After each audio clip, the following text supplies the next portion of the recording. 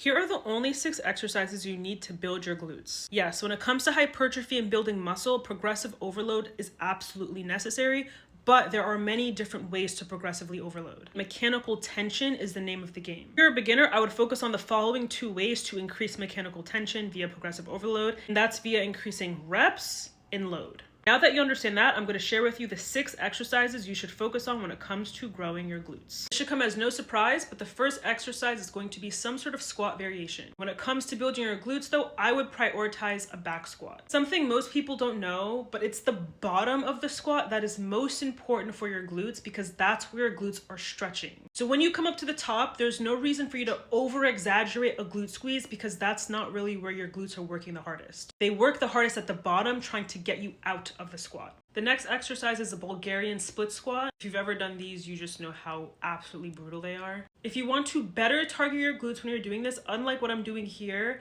have a slight lean in your torso that's going to load up your glutes and take a bigger step forward with that lead leg. The stretch you get at the bottom of this movement is chef's kiss. Now we're going to move on to our hinges. This is a Romanian deadlift. You can use dumbbells, barbell, whatever allows you to properly load up your glutes and hamstring. Remember, the more knee bend you have, the more glutes you'll target. The less knee bend, the more hamstrings. So adjust accordingly. Obviously, we have a hip thrust next. What would any glute program be without a hip thrust? I want to challenge you to actually treat hip thrusts like a compound movement. Don't be afraid to lower the reps and increase the weight. Also, play with different variations: single leg, B stance, pause at the top, slow eccentrics, etc., etc. Lastly, we have a kickback variation. The most common mistake I see with the kickback is the arch in the lower back. You have to make sure that you are driving with your glutes and your leg isn't going to come nearly as high up as you think it should. Really control the movement. Focus on the squeeze, focus on the mind-muscle connection. This is definitely one of those movements you can do for volume. Lastly, if you have access to an abduction machine, I highly recommend you just use it. Fortunately, I don't have access to one. So usually all I do is I add in some sort of lateral lunge or lateral step up. That being said, this is all you really need to build a good glute program. Again, the name of the game is progressive overload. So stick to the same program for 6 to 8 weeks. Yeah, I hope this helped.